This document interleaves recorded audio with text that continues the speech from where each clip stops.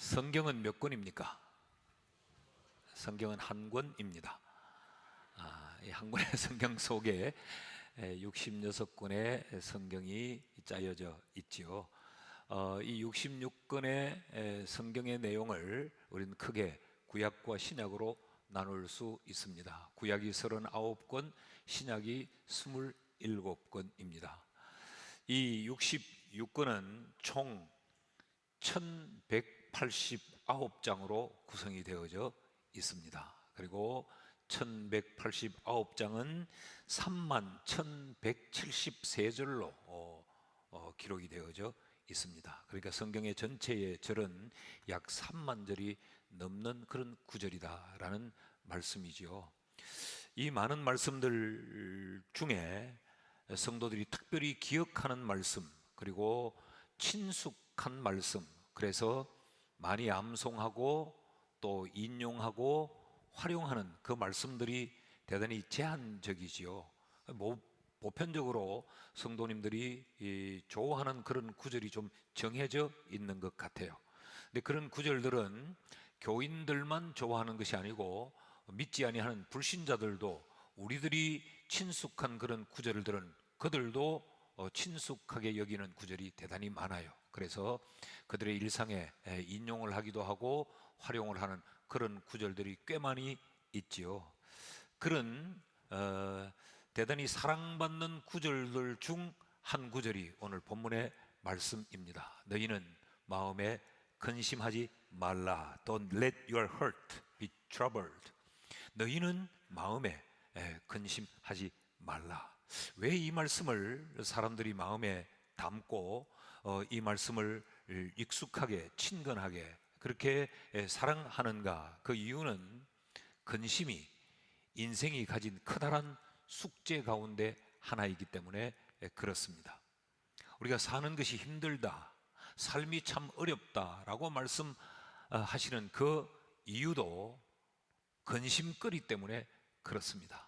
근심할 일이 없으면 삶이 힘들지 않고 굉장히 신나고 즐겁고 유쾌할 텐데, 우리로 하여금 근심하게 하는 그 근심거리들 때문에 우리의 삶이 힘들고 고달프지요. 우리가 마음이 상하는 이유도 근심 때문에 우리의 마음이 상합니다. 우리가 불안하고 두려움을 느끼는 이유도 근심이 찾아오면 그 현상으로 말미암아 불안과 두려움을 가지게 되는 것입니다. 그러니까 근심은 우리의 삶에서 대단히 일상적이고 대단히 보편적인 것이 바로 근심인데, 이것이 우리에게 크다는 숙제가 되어 있는데 예수님은 우리에게 너희는 마음에 근심하지 말라라고 말씀하니까 이 말에 우리의 귀가 열리고 우리의 눈이 번쩍 띄어지는 것이죠. 그래서 우리는 이 말씀을 굉장히 좋아합니다. 그렇다고 하면 이 말씀을 그냥 가볍게 너희는 마음에 근심하지 말라, 예수님이 그렇게 말씀했다라고 지나갈 수 없지요. 이 말씀을 다시 한번 되새겨보고 왜 이 말씀을 하시는가, 이 말씀으로 말미암아 어떻게 된다는 이야기인가, 근심이란 도대체 어떤 것인가, 왜 여기서 이 말씀이 주어졌는가, 이런 부분들을 우리가 좀 세세히 살펴볼 필요가 있습니다. 왜냐하면 우리의 삶이 근심의 연속이고 우리가 이 땅을 살아가면서 근심이라고 하는 이 숙제를 반드시 풀어야 우리는 행복한 삶을 살 수 있기 때문에 그렇습니다. 그래서 이 14장 1절 이 짧은 한 구절의 말씀을 가지고 우리는 오늘로부터 한 몇 주간 이 말씀을 좀 더 심층적으로 깊이 살펴보게 될 겁니다. 아니, 이 짧은 한 구절을 가지고 그렇게 몇 주간 살펴볼 만한 그런 가치가 있는가? 이 말씀은 충분히 가치가 있습니다. 우리의 인생의 가장 큰 숙제인 근심의 문제를 말하고 있기 때문에 우리는 시간을 들여도 아깝지 않고 이 말씀에서 근심에 대한 해답을 얻는 것이 우리에게도 소중하기 때문에 그렇습니다. 자, 그렇다고 하면 오늘 그 첫 시간으로 근심에 대한 어떤 총괄적인 말씀을 함께 살펴볼 텐데, 근심의 정체가 무엇인가? 도대체 근심이라고 하는 것은 뭔가라는 이야기입니다. 지금 이 말씀은 예수님께서 제자들에게 1차적으로 주신 입니다. 다시 한번 읽어볼까요? 1절 말씀을 좀 띄워주시면, 너희는 마음에 근심하지 말라. 하나님을 믿으니 또 나를 믿으라. 여기 너희는 1차적으로 예수님의 제자들입니다. 이 상황이 어떠했느냐, 이 말씀을 할 때의 상황이, 지금 제자들은 예수님으로부터 부름을 받은 지 3년이 지나가는 시점입니다. 이 예수님께 부름받은 이 3년이라는 이 시간은 결코 짧거나 간단한 시간이 아니에요. 인생의 긴 길이에 보면 3년이라고 하는 것이 굉장히 짧은 듯 하지만, 이 3년은 제자들이 예수님과 함께 매일 24시간을 같이 먹고 같이 뒹굴며 예수에게 배우고 예수와 함께 더불어 호흡하며 살아온 시간이 3년이라는 거예요. 그러니까 이것은 6년의 학교 생활보다 더 많은 것을 배우는 시간이요, 교육받을 수 있는 이 길이에 그 모든 것을 다 합쳐도 이만큼 효과를 가져오기는 어려운 시간이 바로 이 3년이라는 시간이거든요. 눈 뜨면 보고 눈 뜨면 듣고 눈 감으면 그분과 함께 있는 시간이었기 때문에 그렇습니다. 자, 3년이라는 시간을 예수와 동거동락하며 지나왔는데 그들 앞에 갑자기 충격적인 상황이 펼쳐집니다. 그런 예수님이 죽으신다는 겁니다. 꿈에도 생각해보지 않았던 일이 한순간 그들 앞에 펼쳐집니다. 그런데 그 예수님이 죽는 그 죽음의 그 상황을 제자 가운데 한 사람에 의해서 만들어지고 있다는 겁니다. 가룟 사람 유다가 예수님을 팔아넘겼다고 하는 기가 막힌 이야기를 예수님으로부터 듣고, 결국 그 가룟 유다가 인정을 하고 그 자리를 박차고 나가는 것을 이들이 눈으로 본 것입니다. 도대체 이게 어떻게 가능한 일인가? 그런데 예수님은 가룟 유다의 그 배반을 말씀하신 이후에 베드로의 부인도 주님이 예고하십니다. 늘 제자들 앞에 용기 있는 사람으로 당당하게 나서서 그들 앞에 그런 힘 있는 자로 보여졌던 그 베드로가 예수를 부인한다고 말씀하십니다. 그 제자들 중에 가장 머리가 명석하고 가장 머리 회전이 빠르고 눈치 빠르게 발 빠르게 행동했던 그 지혜에 있던 가룟 유다, 그래서 예수님은 그에게 제자들의 이 공동체의 모든 재정의 운영을 맡겼는데 그가 예수님을 팔아넘기는 장본인이 되고 있다는 겁니다. 여러분, 얼마나 충격적이에요. 그래서 제자들은 한순간에 그들의 마음에 평안이 깨어집니다. 그리고 한순간 대단히 혼란스러워집니다. 이게 무슨 상황이며 이게 도대체 어떻게 된 일인가? 자, 그럼 우리는 어떻게 해야 되는가? 굉장히 충격적이고 복잡한 이런 상황이 펼쳐진 거지요. 지난주에 말씀을 드렸죠. 주여 어디로 가시나이까? 쿠오바디스 도미네. 이 말씀은 제자들이 예수님이 지금 어디를 가시는가, 예수님의 행선지를 묻는 물음처럼 표면적으로 드러났지만, 이 제자들의 이 물음의 본질적인 의미는 지금 당황하고 있다는 겁니다. 주님 어디로 가세요? 그 말은 우리는 어떻게 된다는 이야기입니까? 도대체 주님을 따라 집을 버리고 우리의 인생을 걸었는데 그럼 우리는 무엇을 어떻게 해야 되며 왜 이런 상황이 우리 앞에 펼쳐졌습니까? 라고 하는 그 마음의 상태의 표현이 주여 어디로 가십니까? 라는 이 말씀 속에 담겨져 있었던 거죠. 우리 지난 시간에 이 말씀의 의미를 살피지 않았습니까? 자, 여기서 우리는 근심의 정체를 찾을 수 있습니다. 근심은 뭔가? 어원적으로 먼저 살펴보면 이 근심이라고 하는 말은 이 헬라어 단어로 타라소라고 하는 단어예요.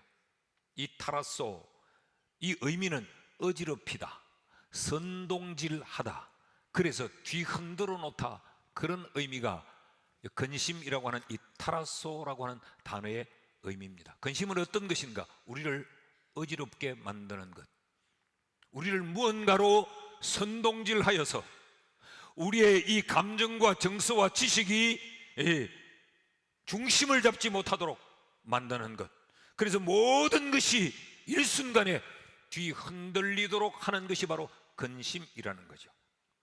그런데 이 근심은 어디를 찾아오는가?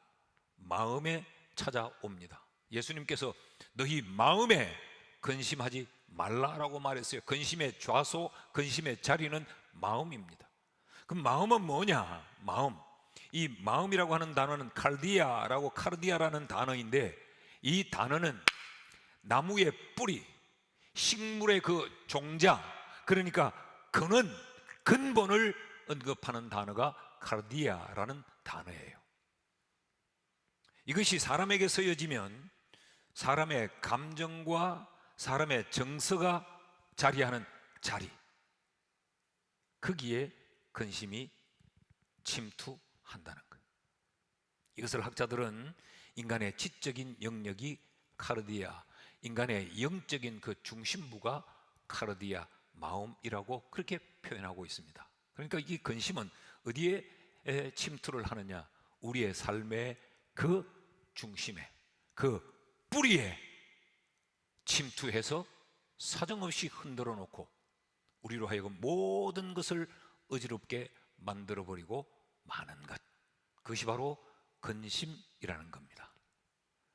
자, 그러니까 이 근심은 꼭 무엇과 같은 거 하면 태풍과 같습니다. 태풍처럼 우리에게 불어와요. 그래서 이 근심의 태풍이 불어치면 우리의 인생의 뿌리까지 뽑힐 수 있습니다. 여러분, 며칠 전에 일본에 이 태풍이 불어칠 때 우리가 얼마나 우리도 두려웠어요. 길을 가던 그 차를 그냥 이 바람이 날려가지고 계곡에 떨어뜨리는 거, 나무들이 뽑히고, 뭐 우리가 익숙한 것 아니에요? 근심이 그렇다는 거죠.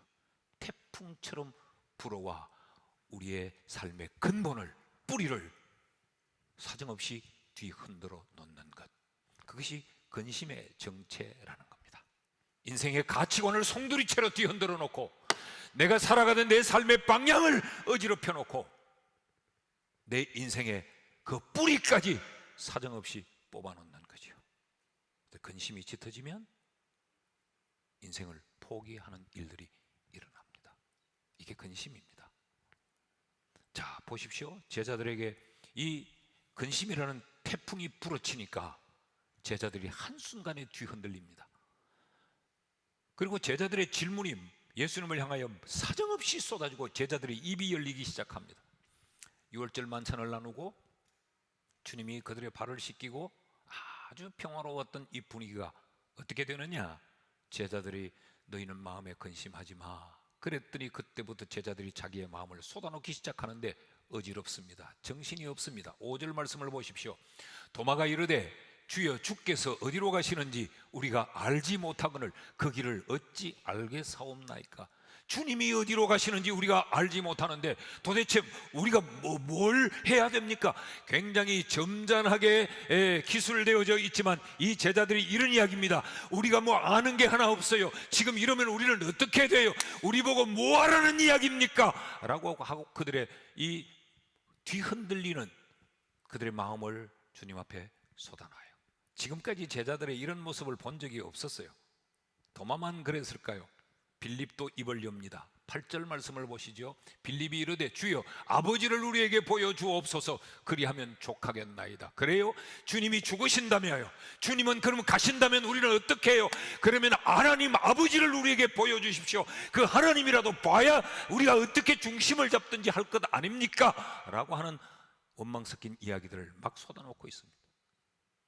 이런 표현들은 지금 제자들의 마음이 얼마나 뿌리채 뽑히고 뒤흔들리고 있는가, 근심에 의해 선동질을 당하고 있는가를 우리에게 보여주는 표현들입니다. 22절 말씀 더 볼까요?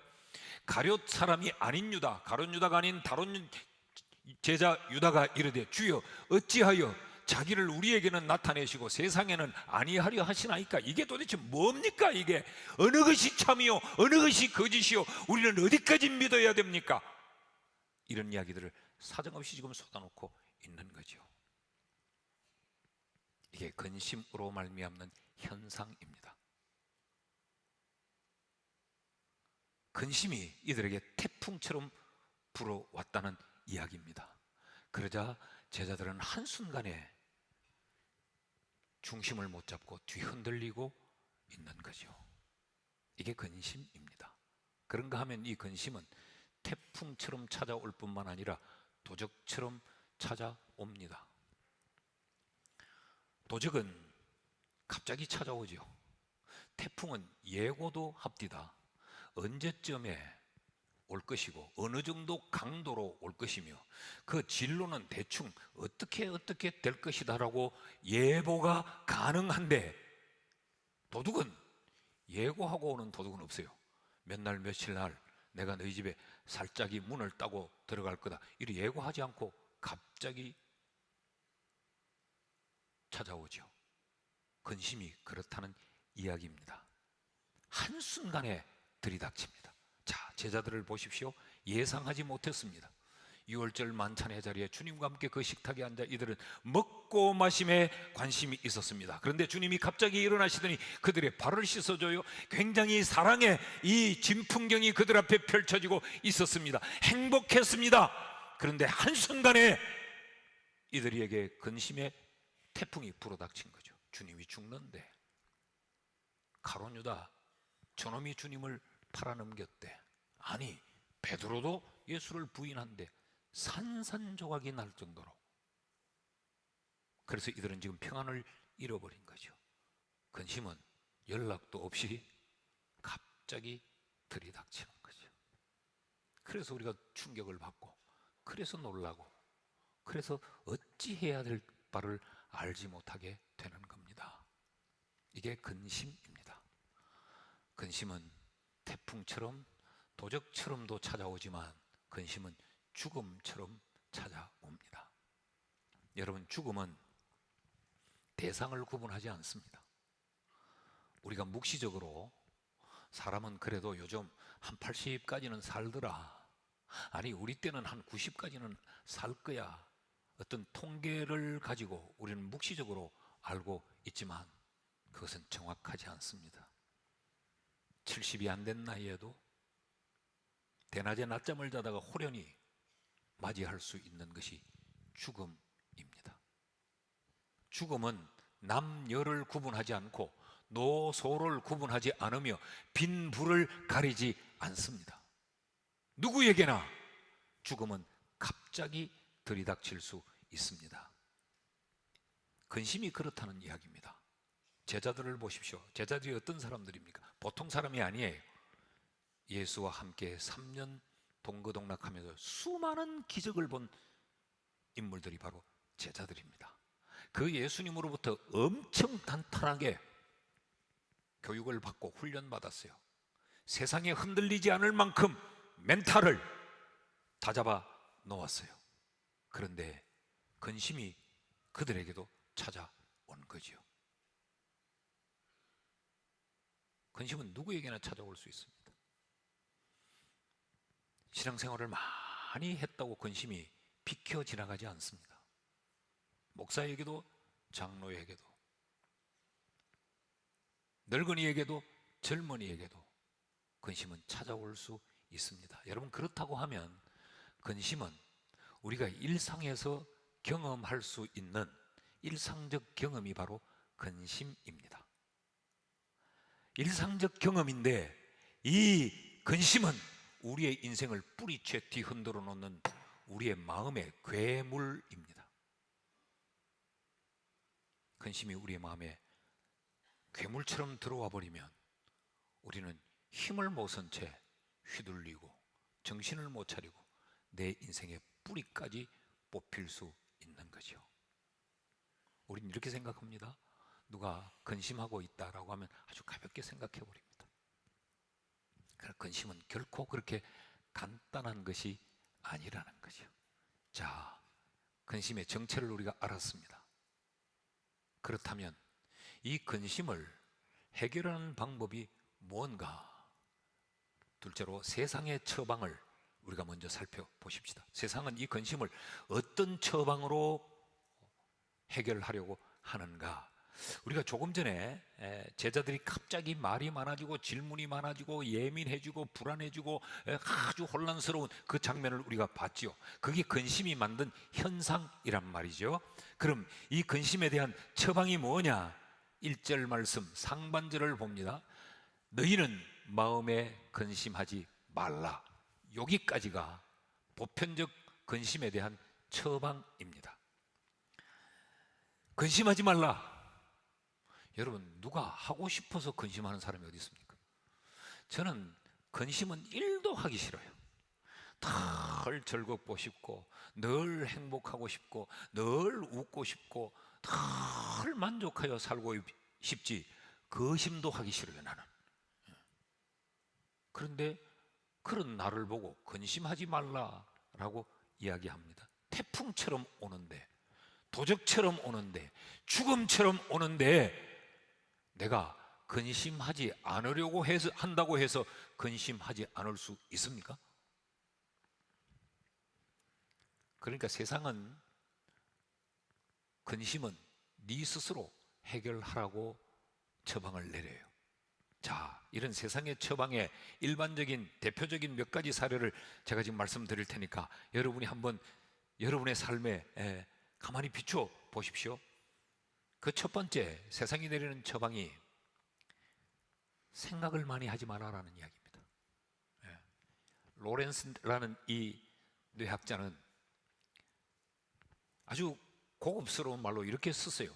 근심은 뇌의 고등한 부분이 과도하게 발달되었기에 발생하는 것이다. 그러므로 하등한 삶으로 돌아가야 한다. 많은 생각을 버리고 단순하게 사는 것이 근심을 하지 않는 비결이다. 빨리 탁 안 오죠. 이런 이야기입니다. 우리가 보통 그러죠. 누가 근심하면 너무 생각 많이 하지 마라. 네 너무 많은 생각을 한다. 너무 깊이 생각하지 마라. 단순하게 생각해보라. 그래야 근심하지 않는다는 이야기죠. 맞는 것 같은데 맞지 않습니다. 그래, 맞아, 내가 병이야. 내가 생각을 너무 많이 하고 너무 깊이 생각해서 그래. 생각을 하지 말아야지. 생각을 하지 말아야지. 생각을 하지 말아야지. 생각을 하지 말아야지. 생각이 난다. 이걸 어떻게 해요? 안 하고 싶은데 생각이 나요. 누가 그걸 생각하고 싶겠어요?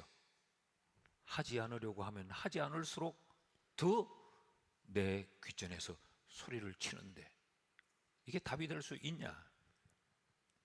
단순하게 생각하고 심플하게 생각하고, 너무 많은 생각을 하지 마라. 우리도 이런 이야기를 주변에 많이 해주고 많이 듣죠. 그 말은 무슨 이야기입니까? 네가 해결하라는 이야기 아닙니까? 결론은 네가 생각이 많아서 그렇고, 네가 단순하게 생각하지 않아서 그렇다, 그런 이야기 아닙니까? 이걸 우리는 또 듣기 좋은 말 하지. 너는 머리가 너무 좋아가지고 남들이 생각하지 않는 그 부분까지 너무너무 깊이 생각해서 칭찬 같지만 해답은 아닙니다.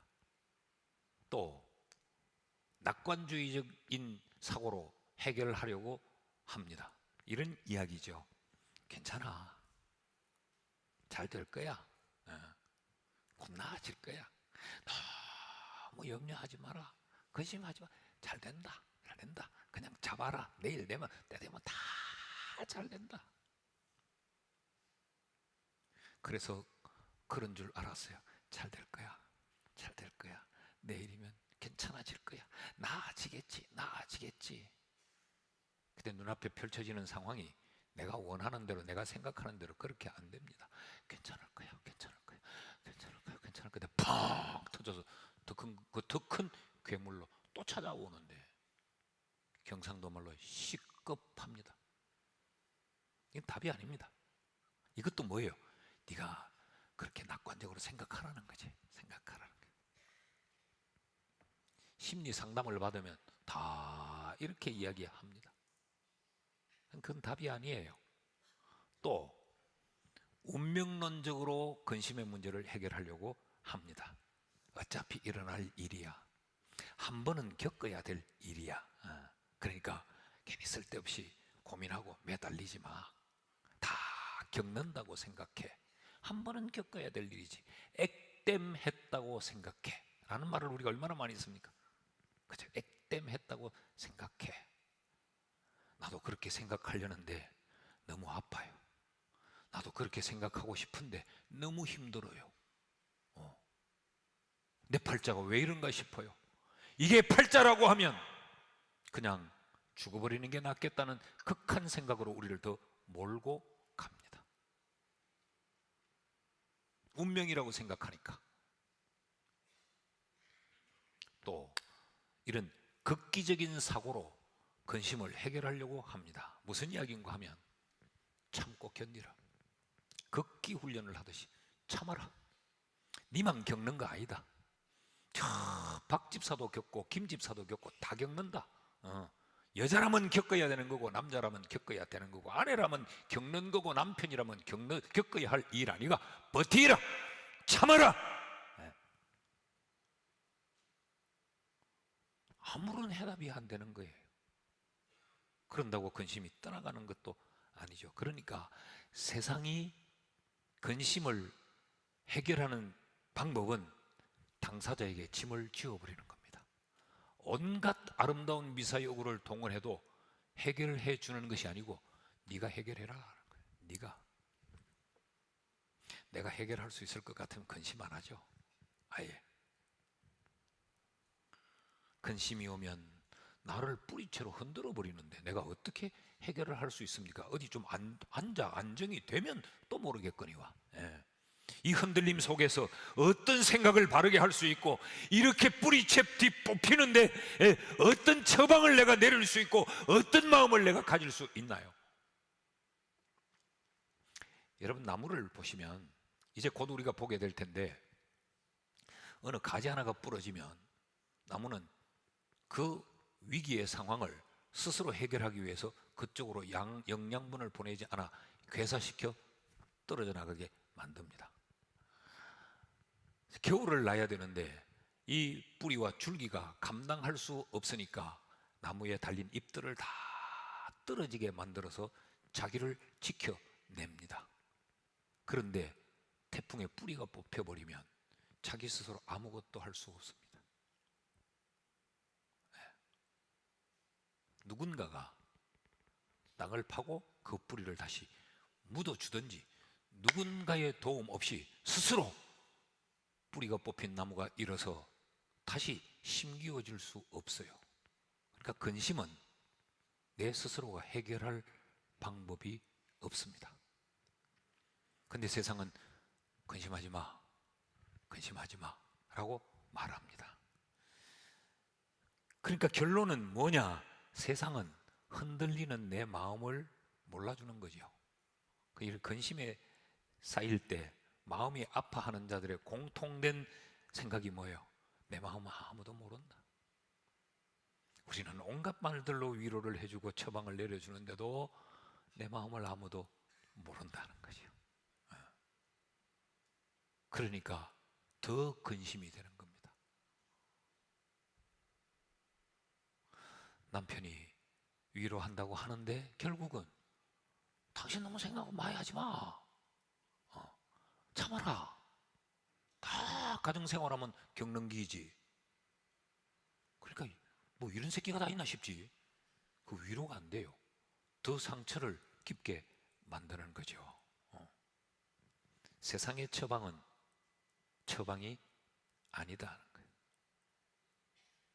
셋째로, 그럼 예수님이 내린 근심의 처방은 어떠한가? 1절을 주목해서 봅니다. 다시 보는데 너희는 마음에 근심하지 말라. 여기까지는 세상과 주님이 똑같은 말씀을 하세요. 그런데 그 다음 하나님을 믿으니 또 나를 믿으라 라고 말씀을 합니다. 하나님을 믿으니 또 나를 믿으라. 여러분 이 말씀을 지금 제자들에게 하실 때에 이 말씀에는 우리가 분명히 알아야 될 몇 가지가 전제되어 있습니다. 이 점이 굉장히 중요한 건데 예수님은 제자들의 마음을 알고 계신다라는 점입니다. 제자들이 지금 근심하고 있다고 하는 그 마음의 상태를 주님은 이미 간파하신 거죠. 아무도 말하고 있지 않는데 주님이 너희는 마음에 근심하지 말라 그랬더니 이때다 싶어서 근심하는 그들의 마음을 막 쏟아내고 있는 거죠. 그러니까 예수님은 지금 흔들리고 있는 제자들의 마음을 주님은 이미 꿰뚫어 알고 계셨고 그들이 지금 중심을 못 잡고 있는 그 상태를 주님은 다 아셨다는 거예요. 여러분, 이 점을 꼭 기억하십시오. 우리가 믿는 예수 그리스도, 그분은 우리의 근심하고 있음을 아십니다. 내가 무엇 때문에 흔들리고 있는지, 무엇 때문에 마음 아파하고 있는지, 무엇 때문에 내가 비틀거리고 있는지, 무엇에 내 인생의 뿌리가 뽑혀가고 있는지를 세상 사람들은 다 몰라도 우리가 믿는 우리의 주 예수 그리스도는 알고 계세요. 믿으십니까? 이게 이미 전제가 되어 있어요. 그러니까 주님이 너희는 마음에 근심하지 마 라고 이 말씀을 하시는 거예요. 둘째로, 이렇게 제자들의 마음을 아실 뿐만 아니라 주님은 제자들에게 관심을 가지고 계십니다. 자, 지금 이 말씀을 하실 때 시점이 언제냐? 시점이 예수님의 죽음이 코앞에 있는 겁니다. 예수님은 내일 죽으십니다. 본인이 아셨습니다. 내가 지금 곧 죽는 이런 시점인데, 그래서 주님의 마음이 어떠했느냐? 13장 21절 말씀을 보면 예수께서 이 말씀을 하시고 심령이 괴로워 정언하여 이르시되 내가 진실로 진실로 너희에게 이르노니 너희 중 하나가 나를 팔리라. 주님의 마음도 너무 괴로운 겁니다. 지금 그런 상황이에요. 이 상황을 마태복음 26장 38절에서는 조금 더 깊게 표현을 해뒀어요. 이에 말씀하시되 내 마음이 매우 고민하여 그 정도가 죽게 되었으니 너희는 여기 머물러 나와 함께 깨어 있으라. 주님이 오죽하면 제자들에게 나 위해서 기도 좀 해줘, 내가 지금 죽을 지경이야 라고 말씀을 하셨단 말이에요. 이런 심각하고 이런 급박하고 이런 고통스럽고 괴로운 이 시각에 주님은 자기를 살피기보다 제자들의 마음에 관심을 두고 계세요. 아, 얘들이 흔들리고 있구나. 얘들이 지금 갈 바를 모르고 있구나. 얘들이 인생의 뿌리가 뽑혀지고 있구나. 너희 마음에 근심하지 마라. 이것이 여기 전제되어 있습니다. 이분이 우리가 믿는 예수입니다. 주님은 지금도 세상살이에 근심하고 있는 우리에게 주님은 관심을 가지고 계십니다. 너 많이 힘들구나. 너 그것 때문에 지쳤구나. 너 그것 때문에 지금 입맛을 잃었구나. 너 그것 때문에 밤잠을 못 자구나. 남편이 못 알아주고 아내가 못 알아주고 자식이 모르고 부모가 모르지만 나는 안다. 나는 너를 놓을 수가 없다. 이분이 주님이에요. 그러니까 너희는 마음에 근심하지 말라는 이 단어 속에, 이 표현 속에 이 엄청난 주님의 이 사랑이 여기 담겨져 있는 거죠. 그 주님께서 오늘 우리에게 관심 가지고 계신다는 걸 믿기를 축복합니다.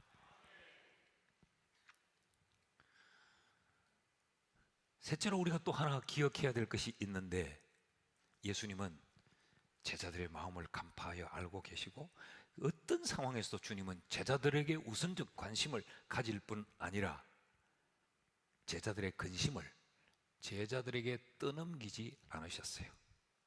그래, 너희들 근심하고 있구나. 참 힘들고 고통스럽겠다. 야, 정신 똑바로 차리고 잘 해결해. 그러지 않았어요. 1절 말씀을 다시 봅니다. 너희는 마음에 근심하지 말라. 하나님을 믿으니 또 나를 믿으라.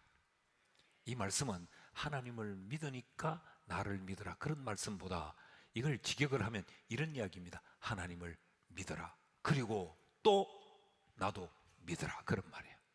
이걸 영어로 옮겨 놓으면 Believe in God, believe also in me. 하나님을 믿어라, 그리고 역시 나도 믿어라. 이 말씀은 이런 이야기입니다. 믿으라고 하는 이 말씀은 근심하지 마라. 하나님이 있지 않니? 그리고 내가 있지 않니? 이 말씀이 하나님을 믿으라, 나를 믿으라 라고 하는 이 말씀 속에 담겨져 있는 거예요. 누구 하나 내 인생의 근심의 문제를 해결해 줄 수 없지. 네 마음을 아무도 몰라주지. 하나님이 있잖아.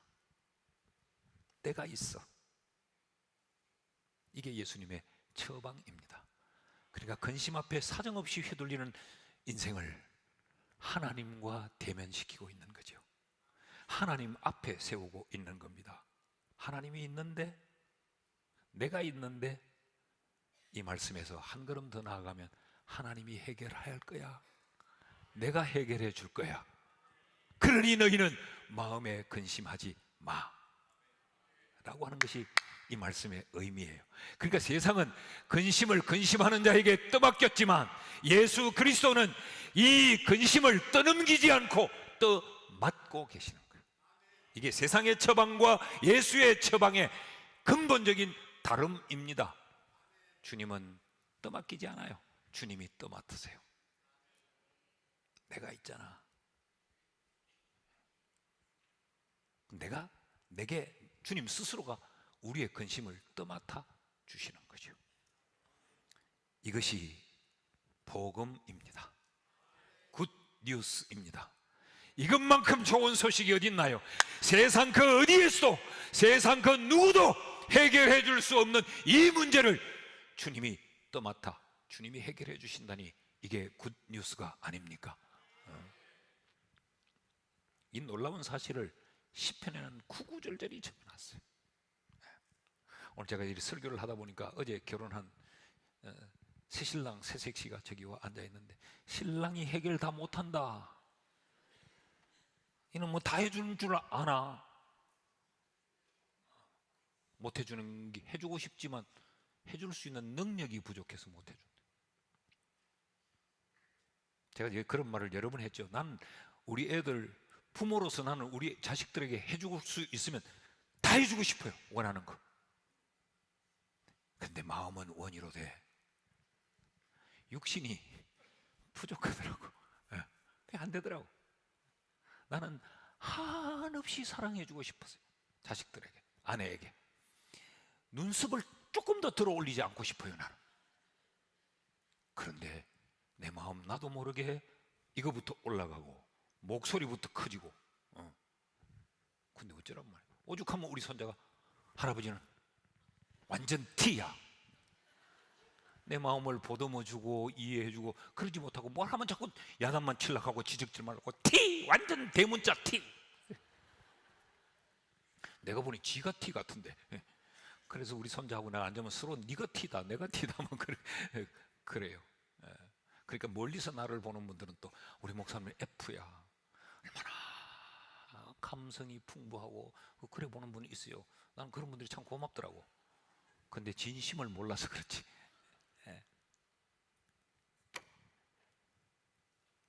시편 27편 10절 말씀을 같이 한번 읽어봅시다. 시작. 내 부모는 나를 버렸으나 여호와는 나를 영접하시리다. 이 말씀이 뭐예요? 내 부모는 내게 짐을 지웠어. 네가 생각을 바꿔라. 네가 마음을 이렇게 먹으라. 거기에 빠져들지 마라 라고 이야기를 하나 여호와는 나를 영접하시더라. 여호와는 나를 이해하고 나를 받으시고 내 짐을 여호와께서 맡으시고 여호와께서 해결해 주시더라. 믿습니까? 시편 55편 22절은 이렇게 이야기합니다. 네 짐을 여호와께 맡기라. 그가 너를 붙드시고 의인의 요동함을 영원히 허락하지 아니하시리라. 네 짐, 네 근심을 여호와께로 가져와라. 하나님 앞에 가져와라. 그가 너를 붙들어 너를 요동하지 않게 할 것이다. 네 마음이 흔들리지 않도록, 네 인생의 뿌리가 뽑히지 않도록 할 거다. 언제까지? 영원토록. 하나님은 우리가 근심에 우리의 인생의 뿌리가 뽑히는 걸 하나님은 원치 않으세요. 그래서 가져와라. 내가 있잖니. 내게 맡겨. 내가 해결할게. 이게 너희가 근심하지 말라라고 하는 이 말씀이 담고 있는 의미입니다. 우리가 잘 아는 말씀도 마찬가지죠. 마태복음 11장 28절 수고하고 무거운 짐진 자들아, 근심에 눌린 자들아, 다 내게로 오라. 내가 있지 않니? 그리고 내게 오면 내가 너희를 쉬게 할 거야. 우리 보고 하라고 말하지 않았어요. 네 인생이니까 네가 해결하라고 외면하고 버리지 않았어요. 내가 있다. 내게로 와라. 그렇게 말씀하세요. 요한복음 14장 1절에 너희는 마음에 근심하지 말라라고 말씀하시더니 이 14장이 1절 2절 넘어가다가 18절에서는 이렇게 이야기합니다. 내가 너희를 고아와 같이 버려두지 아니하고 너희에게로 오리라. 고아처럼 버려두지 않겠다는 겁니다. 외면하지 않겠다는 겁니다. 내 팽개 쳐놓지 않겠다는 겁니다. 네가 해결하라고 짐을 떠넘기지 않겠다는 말입니다. 주님이 떠 맡으시겠다는 이야기죠. 믿습니까? 이분이 누구? 우리가 믿는 예수 그리스도. 이 비밀을 세상 사람들은 모르는 겁니다. 그러니까 우리가 교회 가고 우리가 예수께 기도하고 우리가 예배하고 이걸 그들이 볼 때는 아주 어리석게 봅니다. 약한 자라서 저런다고 생각해요. 그렇게 강한 자인 것처럼 생각하는 그도 자기가 근심을 해결하지 못해요.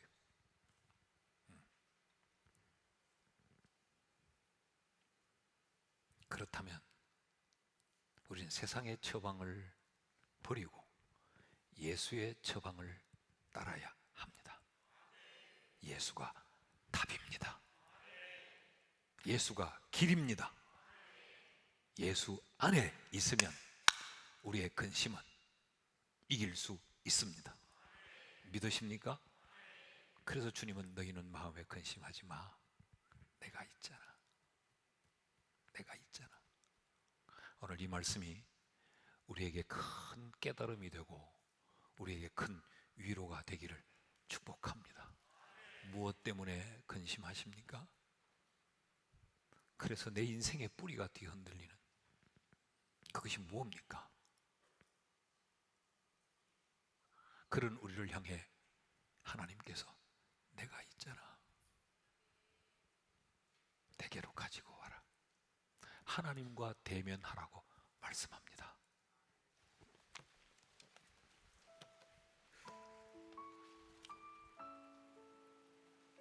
하나님이 우리에게 근심하지 말라고 했으면 하나님께 답이 있기 때문에 그래요. 하나님이 우리를 부르신 그 부르심은 실수도 아니고 그 부르심은 의미 없음도 아니고 다 하나님의 철저한 계획 속에서 하나님이 우리를 부르셨고 오늘 이 말씀을 우리에게 주신 거죠. 오늘 우리를 이 예배의 자리에 부르신 것은 우리에게 이 말씀을 하시고 싶어 우리를 불렀고 우리가 오늘 이 예배의 자리에 있는 것은 이 말씀을 들어야 했기에 오늘 우리가 여기 있는 것입니다.